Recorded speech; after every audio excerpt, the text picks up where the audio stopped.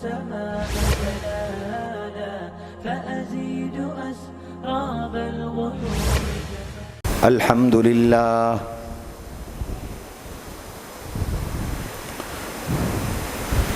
الحمد لله نحمده ونستعينه ونستغفره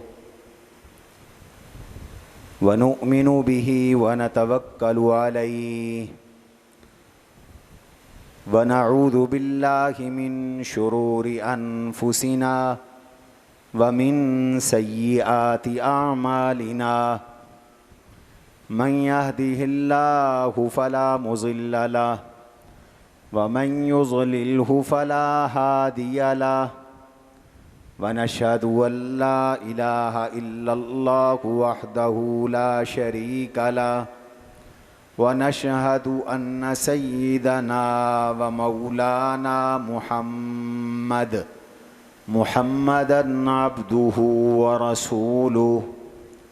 اللهم صل وسلم دائما أبدا على حبيبك خير الخلق كلهم وعلى آله وأصحابه وأزواجه وذرياته أجمعين إلى يوم الدين.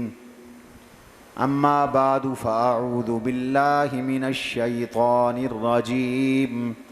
بسم الله الرحمن الرحيم. ليذكروا اسم الله في أيام معلومات على ما رزقهم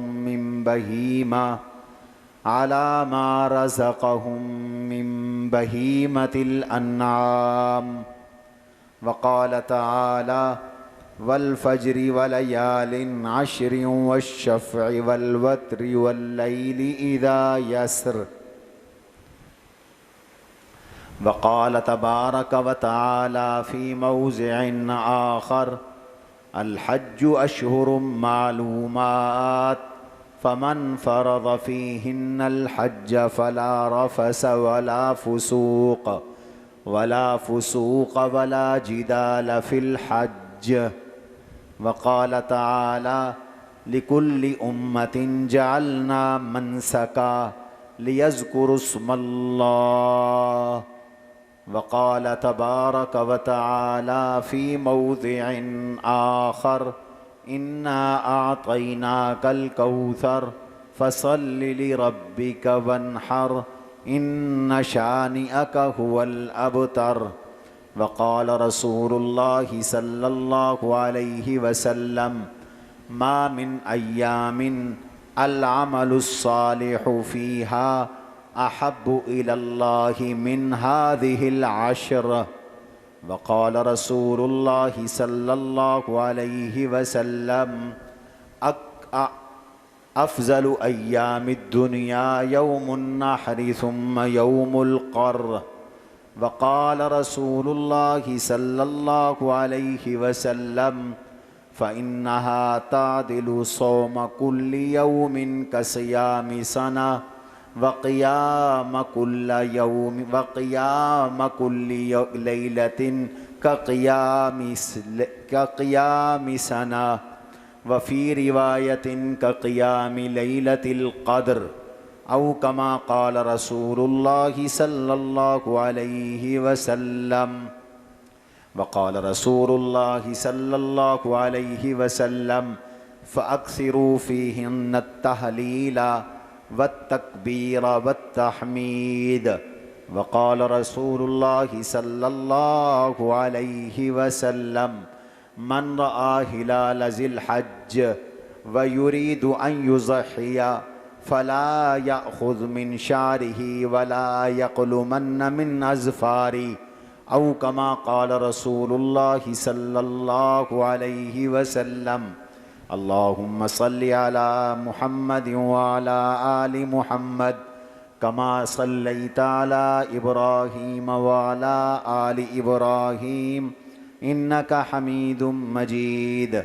اللهم بارك على محمد وعلى آل محمد كما باركت على إبراهيم وعلى آل إبراهيم إنك حميد مجيد.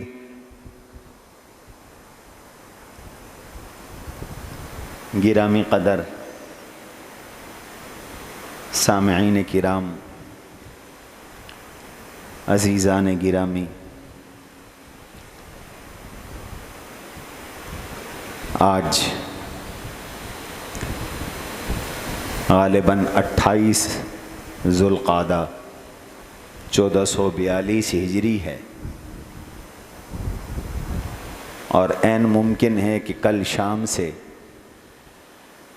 ذی الحجہ کا چاند نظر آ جائے. گزشتہ جمعے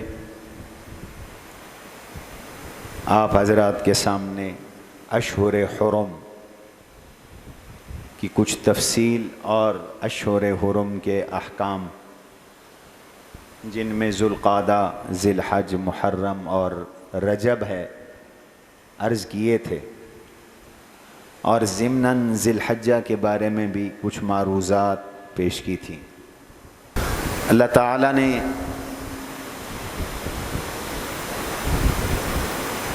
اس امت پر یہ کرم کا معاملہ فرمایا ہے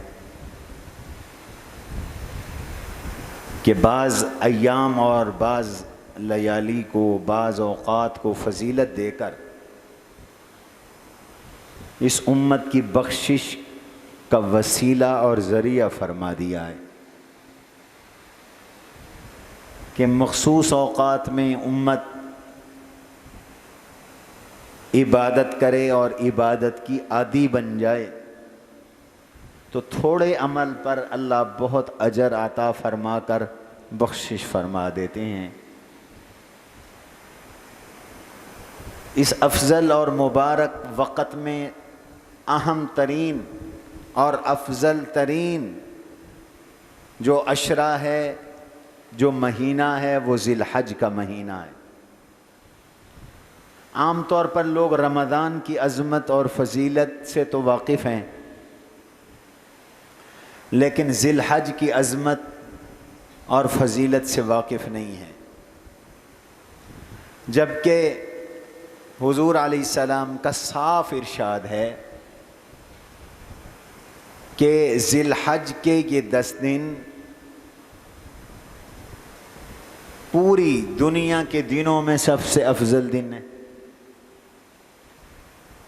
قربانی کا دن دنیا کے دنوں میں سب سے افضل دن ہے. آپ کا صاف ارشاد ہے کہ ذی الحج کے پہلے جو 9 دن ہیں، ان میں روزہ رکھنا ایک روزے کا ثواب 1 سال کے روزے کے برابر ہے. اور خاص طور پر 9 ذی الحج کے روزے کے بارے میں تو آپ نے ارشاد فرمایا، صیام یوم العرفۃ احتسب علی اللہ ان یکفر سیئات سنۃ قبلها وسنۃ بعدها. مجھے اللہ سے امید ہے کہ اللہ تعالیٰ 1 سال پہلے کے گناہ، 1 سال بعد کے گناہ حج کے دن 9 ذی الحجہ کے روزے سے معاف فرما دیں گے. اور پھر اللہ تعالیٰ نے اس عشرے کی قسم بھی اٹھائی، اور اللہ جب قسم اٹھاتے ہیں تو جس کی قسم اٹھاتے ہیں اس کی عظمت کا اظہار مقصود ہوتا ہے. والفجر ولیال عشر والشفع والوتر، فجر کی قسم، 10 راتوں کی قسم، جفت کی قسم، طاق کی قسم. جہاں اور بہت ساری تفسیریں ہیں، وہاں ایک تفسیر یہ ہے کہ 10 راتوں سے مراد ذی الحج کی 10 راتیں ہیں، اور والشفع سے مراد 10 ذی الحج قربانی کا دن ہے، اور والوتر سے مراد طاق کا دن، یہ 9 ذی الحج یوم العرفہ ہے. یہ یوم العرفہ ہے. اللہ نے ان اوقات کی اہمیت جتلانے اور بتلانے کے لیے ان اوقات کی قسمیں بھی اٹھا لیں، اور ساتھ میں اللہ نے یہ بھی فرما دیا کہ ان دنوں میں اللہ کا ذکر کرو، اللہ نے تمہیں رزق عطا کیا ہے، جانور عطا کیے ہیں، تو ان دنوں میں اللہ کا ذکر کیا کرو۔ تو اس سے معلوم ہوتا ہے کہ یہ دن بہت اہم ہے۔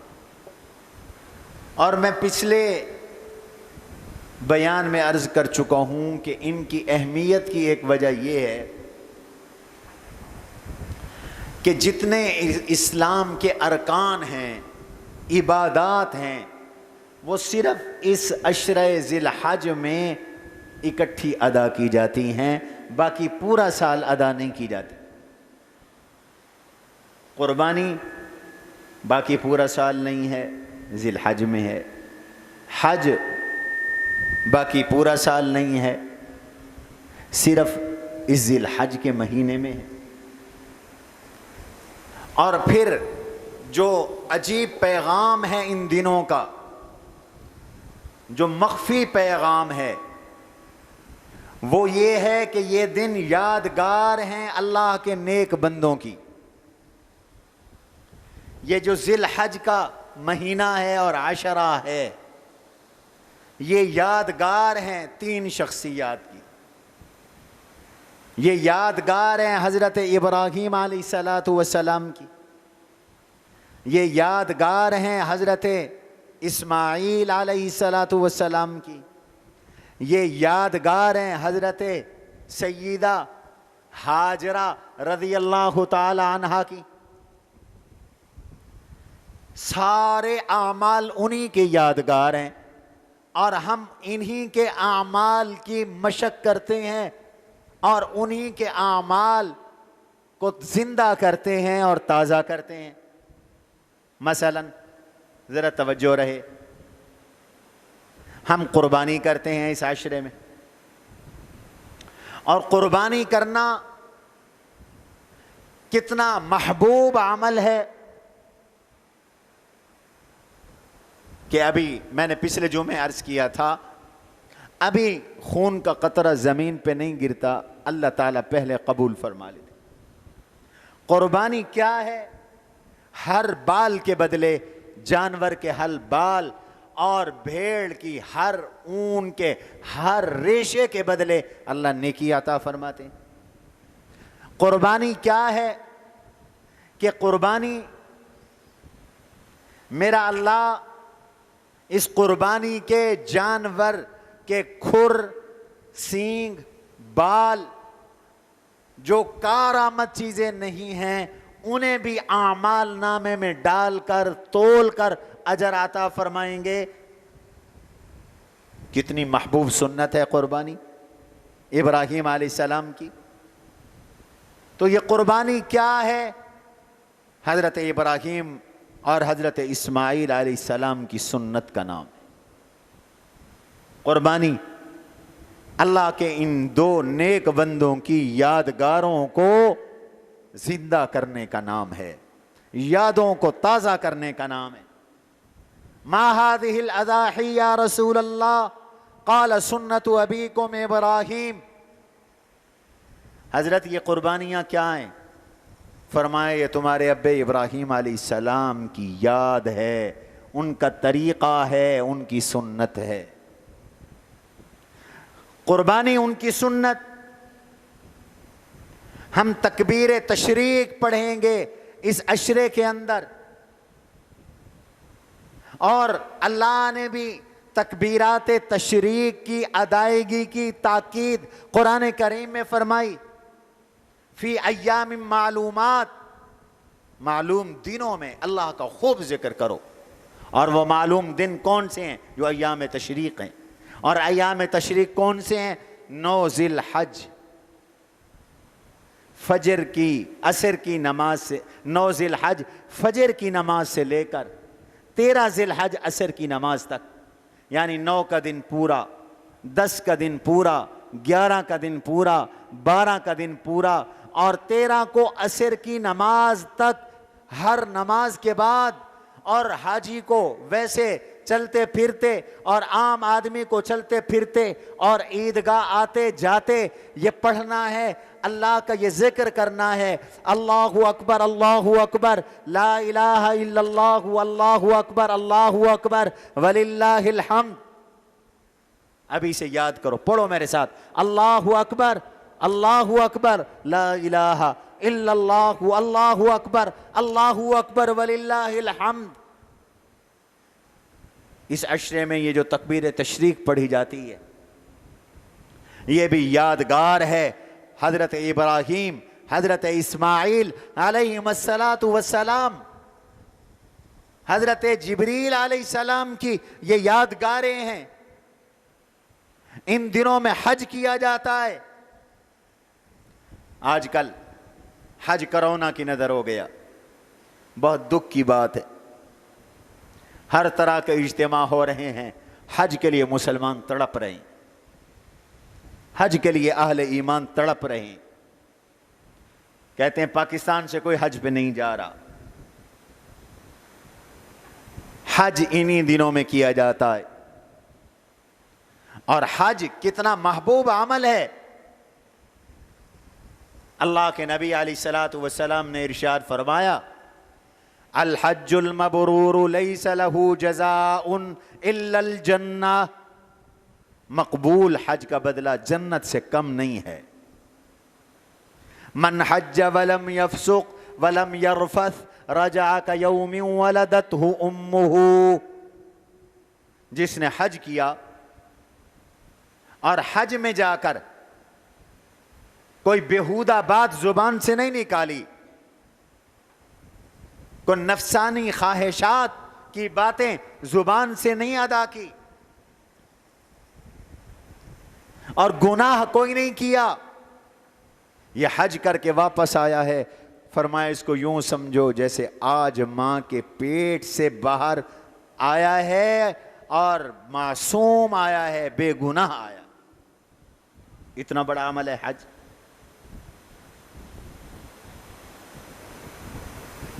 یہ حج کیا ہے؟ حضور علیہ السلام نے فرمایا یہ حاجی اللہ کا سفیر ہے، الحاج والمعتمر وفد اللہ، یہ اللہ کے سفیر ہیں، اللہ کا وفد ہیں، اللہ سے مانگتے ہیں، اللہ انہیں دیتا ہے، اللہ انہیں عطا کرتا ہے۔ یہ پورا حج یادگار ہے حضرت ابراہیم علیہ السلام کی، حضرت اسماعیل علیہ السلام کی، حضرت اسماعیل علیہ السلام کی والدہ حضرت سیدہ ہاجرہ کی۔ یہ سارا حج انہی کی یادگار ہے۔ حج میں بیت اللہ جاتے ہیں تو بیت اللہ کے معمار ابراہیم علیہ السلام، وَإِذْ يَرْفَعُ إِبْرَاهِيمُ الْقَوَاعِدَ مِنَ الْبَيْتِ وَإِسْمَاعِيلُ رَبَّنَا تَقَبَّلْ مِنَّا إِنَّكَ أَنْتَ السَّمِيعُ الْعَلِيمُ۔ یہ ابراہیم اور اسماعیل علیہ السلام مستری اور مزدور بن کر بیت اللہ بنا رہے ہیں، تعمیر کر رہے ہیں، اور تعمیر کر کے اللہ سے مزدوری مانگ رہے ہیں کہ یا اللہ تو اس کو ہماری طرف سے قبول فرما لے۔ بیت اللہ کا طواف یادگار ہے ابراہیم علیہ السلام کی، اور طواف میں رمل یادگار ہے حضور علیہ السلام اور حضور کے صحابہ کی، یہ اللہ کے نیک بندوں کی یادگار۔ عمرۃ القضاء کے موقع پر صحابہ طواف کر رہے تھے، اور مکہ کے کافر دور پہاڑوں پہ چڑھ کر بیٹھے تھے اور تبصرے کر رہے تھے اور کہہ رہے تھے ازناہم حما یسرب، ان صحابہ کو تو یسرب کے بخار نے کمزور کر دیا۔ آپ کو پتہ چلا، آپ نے فرمایا ذرا کندھے ہلا کے چلو، تو پہلے چکروں میں جو حاجی یا معتمر احرام میں طواف کرتا ہے وہ کندھے ہلا کے چلتا ہے۔ یہ صحابہ کی یادگار ہے. اور پھر جاتے ہو صفا مروہ سعی کے لیے، تو صفا مروہ کی سعی حضرت سیدہ ہاجرہ، حضرت اسماعیل علیہ السلام کی امی اور حضرت ابراہیم علیہ السلام کی زوجہ محترمہ حضرت ہاجرہ کی یادگار ہے. صفا مروہ کی سعی انہی کی یادگار ہے کہ جب حضرت ابراہیم علیہ السلام اللہ کے حکم سے حضرت ہاجرہ اور ان کے شیرخوار بچے، دودھ پیتے بچے حضرت اسماعیل علیہ السلام کو شام سے آ کر یہاں ٹیلے کے پاس، بیت اللہ کے پاس ٹیلا تھا، یہاں چھوڑ گئے. کوئی آبادی نہیں، کوئی دکان، کوئی مکان، کوئی انسان یہاں نہیں ہے، پانی کا انتظام نہیں ہے، کھانے پینے کا انتظام نہیں ہے. اللہ کے حکم پہ چھوڑ کے چلے گئے. پیچھے سے حضرت ہاجرہ آواز دے رہی ہیں، ہمیں کہاں چھوڑ کے جا رہے ہو، کہاں چھوڑ کے جا رہے ہو؟ کوئی جواب نہیں. اشارہ کیا، اللہ کے حکم سے چھوڑ کے جا رہا ہوں. اچھا، اگر اللہ کے حکم سے چھوڑ کے جا رہے ہیں، اللہ پھر ہمیں ضائع نہیں کریں گے.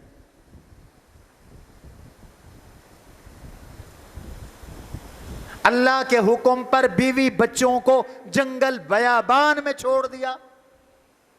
جنگل میں بھی کوئی درخت ہوتے ہیں، یہاں تو درخت بھی کوئی نہیں تھا، چھپر بھی کوئی نہیں تھا.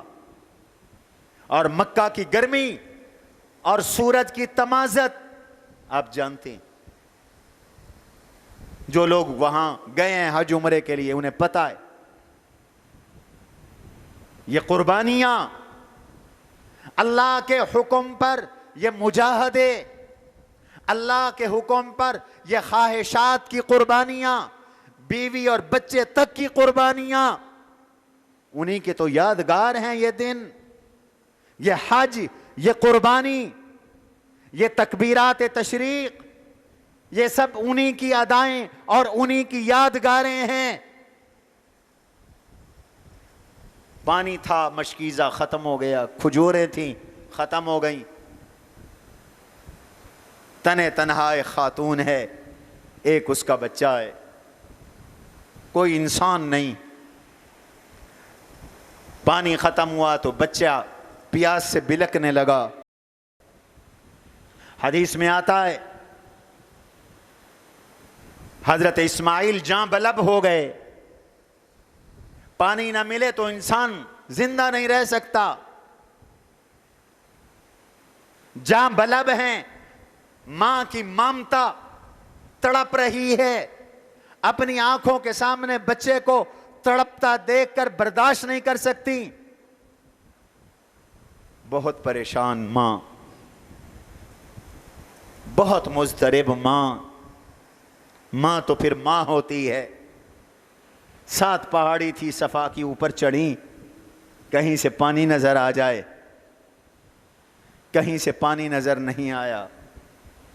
نیچے وادی میں اتری، نظریں بچے پر ہیں، آگے بچہ نظر سے اوجھل ہو گیا، رکاوٹ آ گئی تو دوڑ پڑی.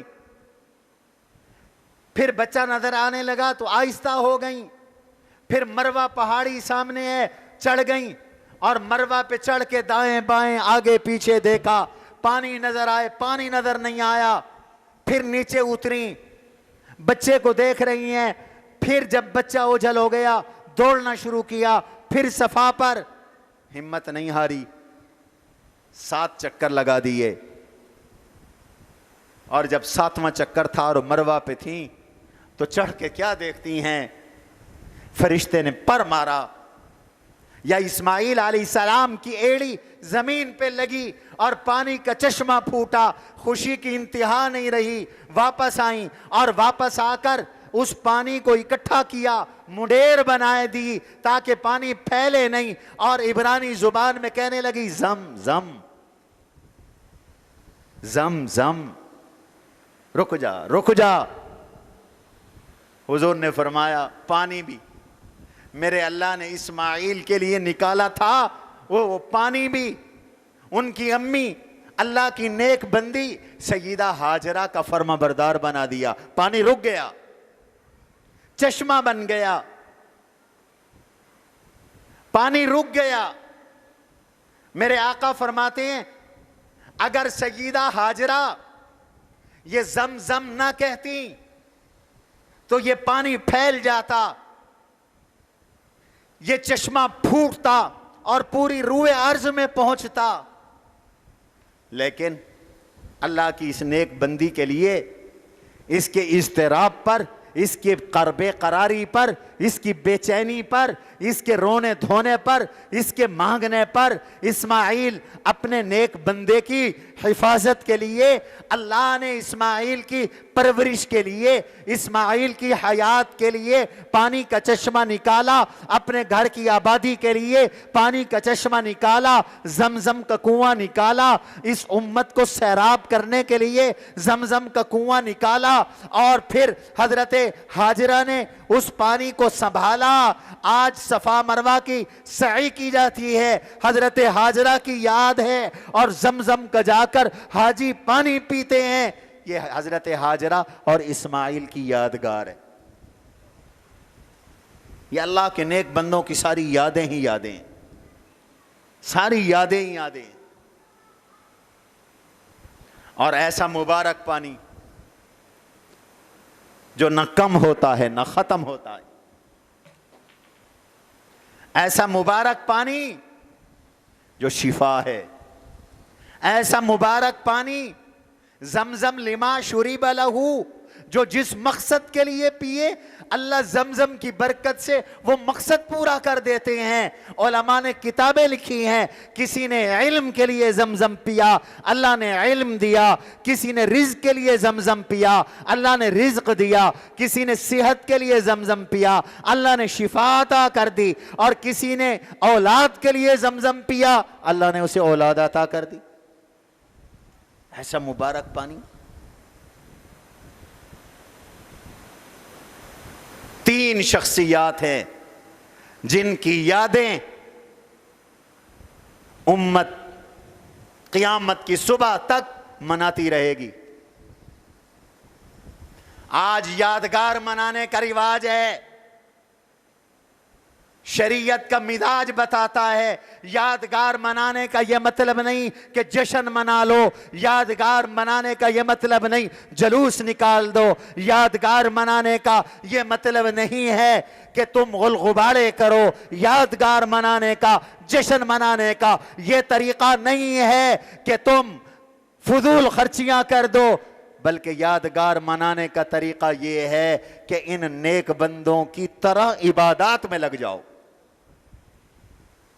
جو جیسے انہوں نے عبادتیں کی وہ عبادت کرو، ان کا مشن زندہ کرو. آج قوم کا مزاج بن گیا ہے جشن عید میلاد النبی منانا ہے. اللہ نے تو جشن اسماعیل و ابراہیم قیامت تک منوایا لیکن جلوس نہیں نکلوائے. کیسے منوایا؟ میرے ابراہیم اسماعیل علیہ السلام نے قربانی کا جذبہ دیا، بیٹے کو قربان کرنے کے لیے چھری گردن پہ رکھ دی.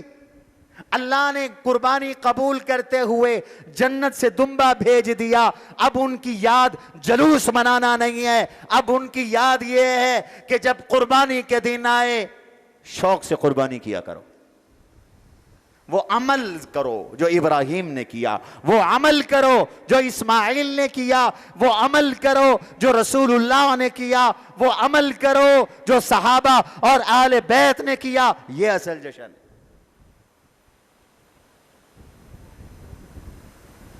وادی بے آب و گیاہ میں حضرت ہاجرہ اور اسماعیل علیہ السلام کو چھوڑا اور پھر آ کر بیت اللہ بنایا. اب ان کا جشن یہ ہے کہ تم بیت اللہ کو آباد کرو. وَطَهِّرْ بَيْتِيَ لِلطَّائِفِينَ والعاکفین والرکع السجود. اب جشن یہ ہے وَلْيَطَّوَّفُوا بِالْبَيْتِ الْعَتِيقِ، بیت اللہ کا طواف کرو. اب بیت اللہ کا جشن یہ ہے وَاتَّخِذُوا مِن مَّقَامِ إِبْرَاهِيمَ مُصَلًّى. اب حرم کو آباد کرو، عبادات کا فریضہ سر انجام دو، صفا مروہ کی سعی کرو. یہ ان کی یادیں ہیں. قربانی کے دن آئیں تو قربانی کرو. اِنَّا أَعْطَيْنَاكَ الْكَوْثَرَ فَصَلِّ لِرَبِّكَ وَانْحَرْ. قربانی کرو. وانحر کا معنی قربانی کرو. اِنَّ شَانِيَكَ هُوَ الْأَبْتَرُ. تم نماز ادا کرو، تم قربانی کرو، تمہارے دشمن سے اللہ کافی ہو جائے گا. وہ تمہارے دشمنوں کو خود نیست و نابود کر دے گا.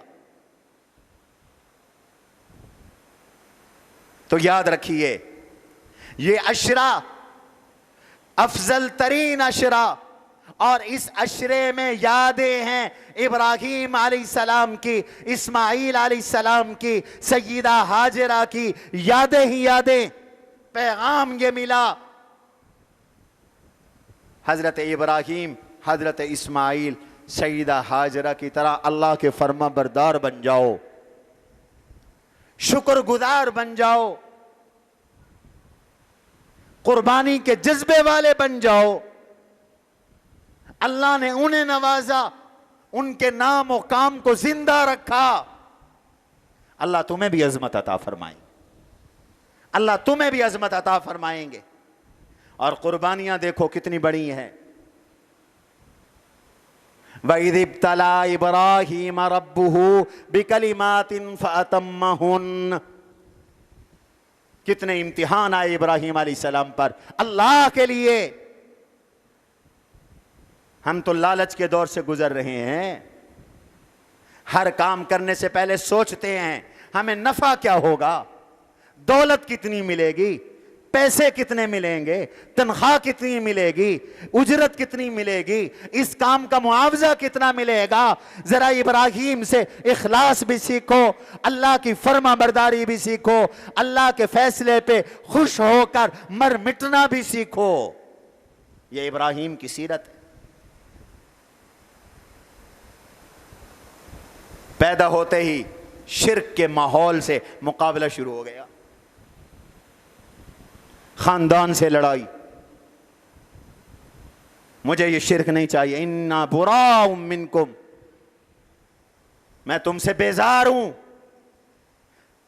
میرا ضمیر نہیں مانتا کہ ہاتھ کے تراشے ہوئے بتوں کو سجدہ کروں. میرا ضمیر نہیں مانتا ڈوب جانے والے سورج کی پوجا کروں، ڈوب جانے والے چاند کی عبادت کروں، ڈوب جانے والے ستاروں کو مشکل کشا حاجت روا سمجھوں، ان سے اپنی قسمتیں آزمواؤں اور ان سے اپنی قسمتیں نکالوں. میرا ضمیر نہیں چاہتا.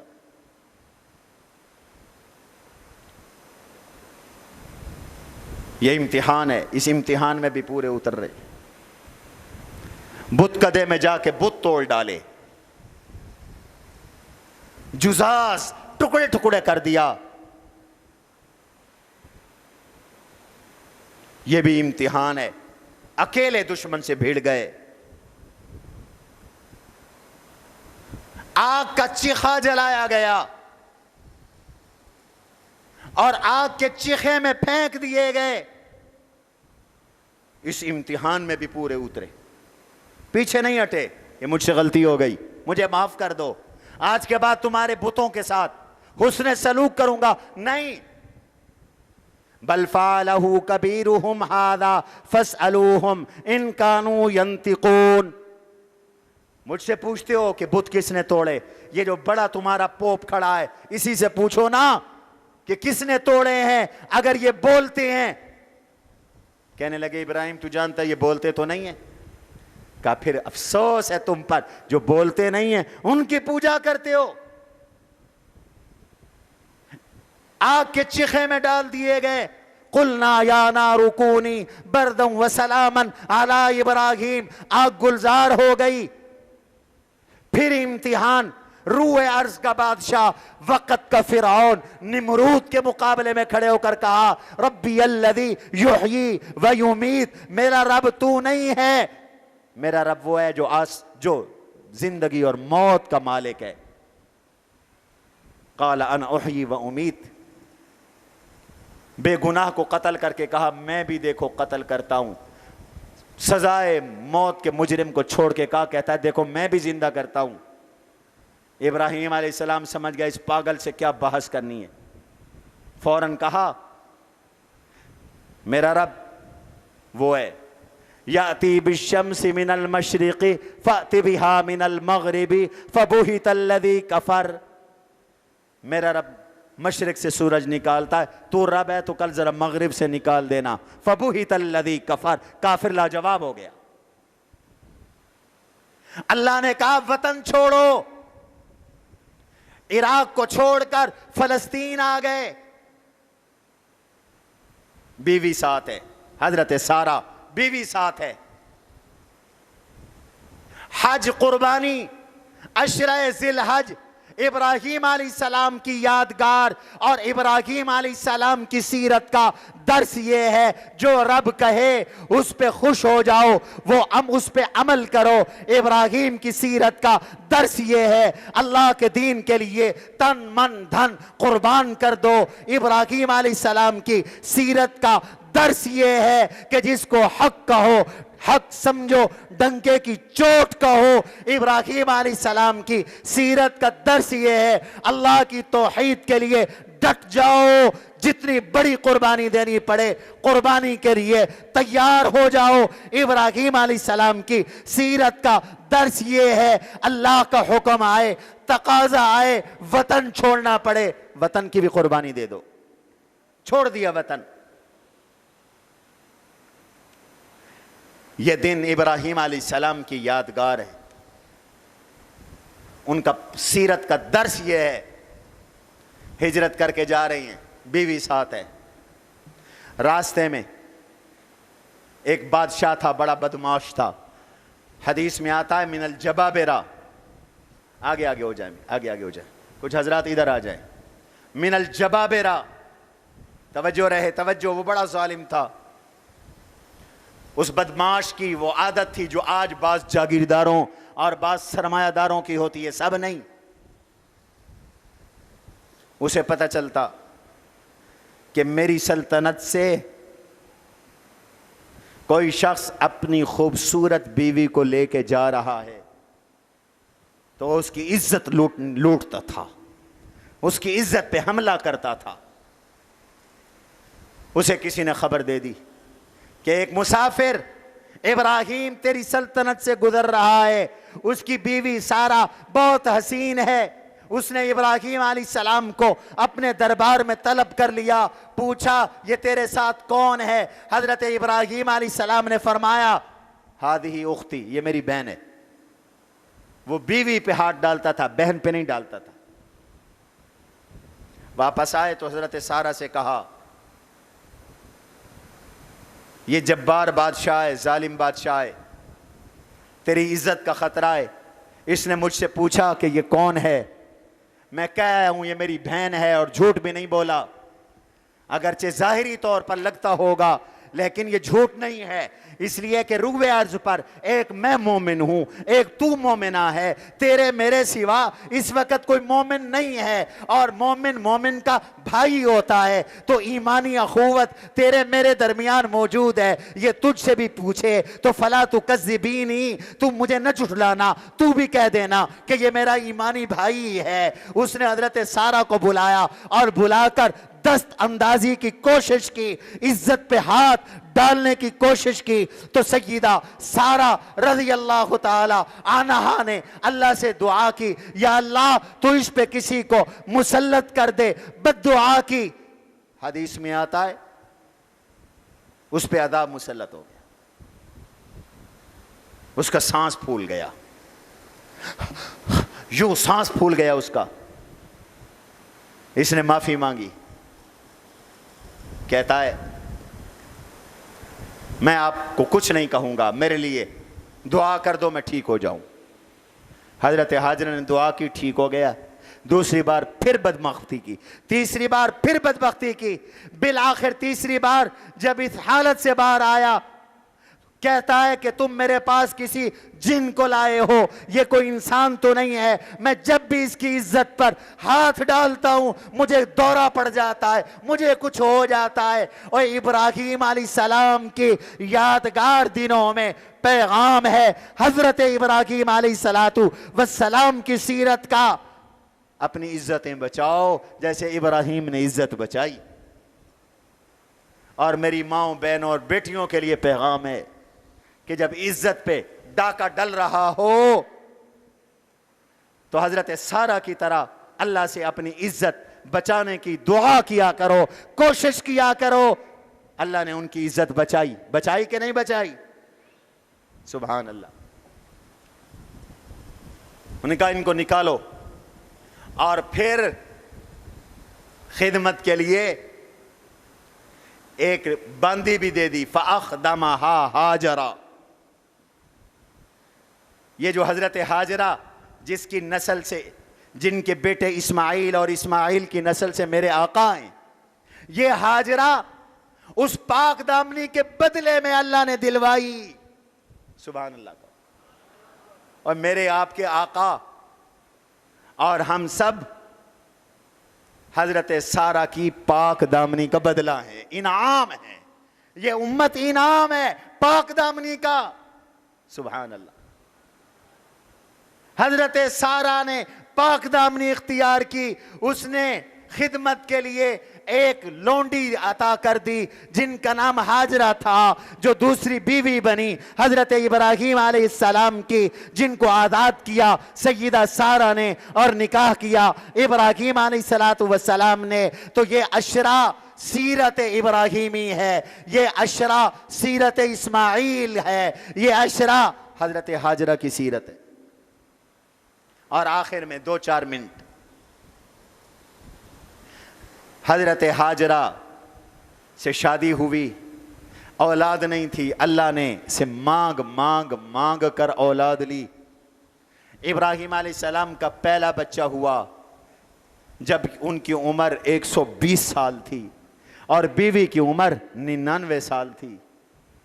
اللہ نے اسحاق بھی دیا، اللہ نے اسماعیل بھی دیا۔ پھر اسماعیل علیہ السلام ابھی اللہ سے لیے ہوا نقد انعام ہے، ابھی دودھ پیتے بچے ہیں، اور امتحان فرمایا جاؤ مکہ چھوڑ کے آؤ۔ یہ نہیں کہا میرے معصوم کا کیا قصور ہے، یہ نہیں کہا میری بیوی کا کیا قصور ہے، اکیلی مر جائے گی۔ اللہ کی راہ میں بیوی بچے کو جا کر مکہ مکرمہ میں چھوڑ آئے اور واپس آ گئے، اور کہہ دیا اللہ تمہیں ضائع نہیں کریں گے، میں اللہ کے حکم سے چھوڑ کے جا رہا ہوں۔ نہیں جو تھی تمہاری ریاست، نہیں جو تھے تمہارے حکمران یورپ کے غلام، ورنہ تو ابراہیم علیہ السلام پر پرچہ ہوتا۔ پتہ ہے کیوں؟ آپ کی قومی اسمبلی نے اور سینٹ نے قانون پاس کر دیا ہے، چاروں صوبوں نے قانون پاس کر دیا ہے۔ یہ ریاست مدینہ کا ذرا قانون سن لو، تمہیں تو روٹی روزی سے فرصت نہیں ہے، قانون بن چکا۔ مسجدوں مدرسوں کے بارے میں تو قانون پہلے بن چکا، حکومت جب چاہے مسجد بیچ دے، مدرسہ بیچ دے، یہ قانون موجود ہے۔ ہم چیخ رہے ہیں، حکومت واپس لینے کے لیے تیار نہیں ہے۔ یہ نشائی اب مسجدیں بھی بیچنا چاہتے ہیں، مدرسے بھی بیچنا چاہتے ہیں، ایئرپورٹ بھی بیچنا چاہتے ہیں، موٹر وے بھی بیچنا چاہتے ہیں، ملک بھی بیچنا چاہتے ہیں۔ اب نیا قانون آ گیا ہے، اور اس قانون کا نام ہے، اس قانون کا نام ہے ڈومیسٹک وائلنس یعنی گھریلو تشدد کا قانون، گھریلو تشدد کا قانون. اور وہ قانون کیا ہے؟ وہ قانون یہ ہے، توجہ رہے میری طرف، وہ قانون یہ ہے کہ کوئی شخص، کوئی باپ، کوئی بھائی اپنے کسی بچے کو، اپنی کسی بچی کو، اس میں لفظ ہیں ذہنی تشدد، جسمانی تشدد، معاشی تشدد، یا کوئی اور شخص جنسی تشدد کا ارتکاب کرے، وہ جیل جائے گا. یعنی ذہنی تشدد کیا ہے؟ ذہنی تشدد باپ اپنی اولاد پہ کیا کر سکتا ہے؟ شوہر اپنی بیوی پر کیا کر سکتا ہے؟ گھر کی عورت یا بچہ، قانون کہتا ہے اگر کسی نے بھی اس پر ذہنی تشدد کیا، مانا، اس کو ڈانٹا، یہ ڈانٹنا ذہنی تشدد ہوتا ہے، اس کو ڈانٹا، جھڑکا. معاشی تشدد، اس نے مانگا باپ سے، ابا جی مجھے آج 10,000 چاہیے. باپ نے کہا بیٹا میری تو تنخواہ 8,000 ہے، میں 10,000 کہاں سے لاؤں؟ یہ معاشی تشدد ہے. بیوی نے کہا مجھے 1,00,000 روپے شاپنگ کے لیے چاہیے. اس نے کہا میرے پاس تو 50,000 بھی نہیں ہے. یہ معاشی تشدد ہے. وہ ذہنی تشدد، یہ معاشی تشدد. جسمانی تشدد، باپ نے اپنے بیٹے کو تھپڑ مار دیا، ماں نے اپنی بیٹی کو ادب کے سکھانے کے لیے تھپڑ مار دیا، یہ جسمانی تشدد. باپ جیل جائے گا. بھائی نے اپنی بہن کو ڈانٹا، جیل جائے گا. ماں نے اپنی بیٹی کو ڈانٹا، جیل جائے گی. شوہر نے اپنی بیوی کے پیسوں کی ڈیمانڈ پوری نہیں کی، شوہر جیل جائے گا، جیل جائے گا. آپ نے معاشی تشدد کیا ہے. شوہر نے بیوی کو ڈانٹ دیا، بیوی کو کوئی کام کرنے کی اجازت نہیں دی، وہ کہے گی کہ یہ میرا ذہنی تشدد ہے. شوہر نے سمجھانے کی کوئی بات کر دی، یا بھائی نے بہن کو سمجھانے کی کوئی بات کر دی، یہ کہہ سکتی ہیں ہمیں ذہنی طور پہ ٹارچر کیا گیا. ہاں یہ ذہنی تشدد ہے. لہذا شوہر بھی بھاڑ میں جائے، باپ بھی بھاڑ میں جائے، بھائی بھی جیل میں جائے، جرمانہ بھی بھگتیں، جیل بھی کاٹیں. یہاں تک اگر کسی جائز مقصد کے لیے باپ اپنی بیٹی کو ڈانٹتا ہے، مثلا بیٹی بد چلنی کر رہی ہے اور باپ ڈانٹتا ہے، قانون کہتا ہے باپ جیل میں جائے گا، ڈوب کے مر جاؤ. قانون کہتا ہے باپ جیل میں جائے گا. میں اس پہ انشاءاللہ جلد مضمون لکھ رہا ہوں. میں نے یہ بل منگوا لی ہیں. قومی اسمبلی کا بل بھی میرے پاس ہے، سینٹ کا بل بھی میرے پاس ہے، میں نے منگوا لی ہیں. قانون کہتا ہے اگر شوہر اپنی بیوی سے کہتا ہے کہ تم نے گھر کی 4 دیواری میں رہنا ہے، تم نے فلاں آوارگی نہیں کرنی، وہ کہہ سکتی ہے کہ شوہر نے مجھے ذہنی طور پہ ٹارچر کیا ہے، اس کی مالی ڈیمانڈ پوری نہیں کی، وہ کہہ سکتی ہے کہ مجھ پر معاشی تشدد ہے، میرا خرچہ اس نے پورا نہیں کیا. معاشرے کے مردوں کو جیلوں میں ٹھونسنے کے لیے، بھائیوں کو ٹھونسنے کے لیے جیلوں میں، باپوں کو ہتھکڑیاں بیٹیوں سے لگوانے کے لیے یورپ کا مسلط کرتا یہ یورپ کی غلام حکومت قانون بنا چکی ہے. یہ قانون بن چکا ہے. مقصد کیا ہے؟ معاشرہ آوارہ ہو، بے حیائی پھیلے. میرا جسم میری مرضی والی جو لڑکیوں والی NGOs ہے، یہ وہ قانون بنوا رہی ہیں. مسلمانوں کو ہوش کرو، عقل کے ناخن لو. مغرب سے جو قانون آتا ہے یہ آنکھ بند کر کے اس کو ملک میں نافذ کر دیتے ہیں. اس وقت سے ڈرو وزیرو جب تمہاری بیویاں اور بیٹیاں تمہیں ہتھکڑیاں لگوائیں گی. مشیرو، بیروکریٹو، افسروں، اس ملک کی قسمت کے مالکوں، اس وقت سے ڈرو اللہ کے فضل سے ہماری دینداروں کی بیویاں اور بیٹیاں حیا والی ہیں، ہمیں کوئی خطرہ نہیں۔ یہ قانون تمہارے پھندے میں آنا ہے، انہی سیاستدانوں کے پھندے میں آنا ہے جو آنکھ بند کر کے اپنے حکومتوں کے کہنے پر شریعت کے خلاف ہماری روایات، ہماری اقدار، ہماری تہذیب، ہمارے تمدن کے خلاف قانون سازیاں کر رہے ہیں۔ تمہارے گلے میں یہ پھندے پڑیں گے، ہمیں انشاءاللہ کچھ نہیں ہوگا۔ ہماری بچیاں تربیت یافتہ، اللہ کے فضل سے ہمارے بچے بھی تربیت یافتہ ہے کہ نہیں ہے؟ بتاؤ، ایمان سے بتاؤ، ایسے ہے کہ نہیں؟ میرے نبی نے تو کہا بچہ 7 سال کا ہو نماز کا کہو، 10 سال کا ہو نماز پڑھواؤ، نہ پڑھے تھپڑ مارو۔ تم کہتے ہو تھپڑ نماز کے لیے مارے گا باپ تو جیل جائے گا۔ میرے آقا فرماتے ہیں اپنے بچوں کی تربیت کرو، اپنے گھر والوں کی تربیت کرو، وَأَخِفْهُمْ فِي اللَّهِ، انہیں اللہ سے ڈراتے رہو، وَلَا تَرْفَعْ عَصَاكَ عَنْهُمْ، اپنا ڈنڈا ان سے نہ ہٹاؤ۔ تم تو ڈنڈا دور کی بات، وہ تھپڑ مارے اسے جیل بھیجتے ہو، یہ شریعت کے خلاف ہے کہ نہیں؟ سارے بولو۔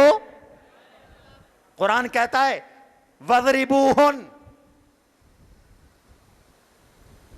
اور تم کہتے ہو وہ جیل جائے۔ یہ ہمارے معاشرے، ہمارے دین، ہمارے مذہب کے خلاف یہ قانون آیا ہے جو کسی طرح قابل قبول نہیں ہے۔ حضرت اسماعیل علیہ السلام شیر خوار بچے، ابراہیم علیہ السلام نے اپنی بیوی کو، اپنے بچے کو جتنا ممکن تھا کھجوریں اور پانی دے کر مکہ مکرمہ میں چھوڑ دیا۔ کیا کہو گے؟ یہ تشدد تھا؟ خدا کی قسم یہ اللہ کے حکم کی تعمیل تھی، یہ اللہ کے حکم کی تعمیل تھی۔ اس لیے بھائی یہ جو اتوار سے یا سوموار سے جو ذی الحجہ کا عشرہ شروع ہونے والا ہے، اس کے متعلق چند احکام سمجھ لو۔ پہلا حکم، جس نے قربانی کرنی ہے، جس کا قربانی کا ارادہ ہے، مستحب ہے وہ اس سے پہلے حجامت کروا لے، ناخن کاٹ لے۔ چاند نظر آنے کے بعد حضور نے فرمایا من رعا ہلال ذی الحجہ ویرید ان یضحی، قربانی چاہتا ہے فلا یاخذ من شعرہ، بال نہ کاٹے، اپنے ناخن نہ کاٹے، یہ پہلا حکم۔ دوسرا، یہ افضل ترین دن ہے، ایک روزے کا ثواب 1 سال کے برابر ہے، ایک رات کی تہجد کا ثواب 1 سال کی تہجد کے برابر ہے۔ عبادات کا اہتمام کریں۔ تیسرا، اس عشرے کے اندر صدقے اور خیرات کا اہتمام کریں۔ چوتھا، 9 ذی الحجہ کو 13 ذی الحجہ تک ہر نماز کے بعد تکبیر تشریق کہیں۔ اور 5واں، 9 ذی الحجہ کے روزے کی کوشش کریں، 2 سال کے گناہ اس سے معاف ہوتے ہیں۔ قربانی کی تیاری کریں۔ قربانی کے مسائل، وقت ختم ہو گیا، انشاءاللہ آئندہ جمعہ عرض کروں گا۔ سبحان ربک رب العزت عما یصفون وسلام المرسلین والحمد للہ رب العالمین۔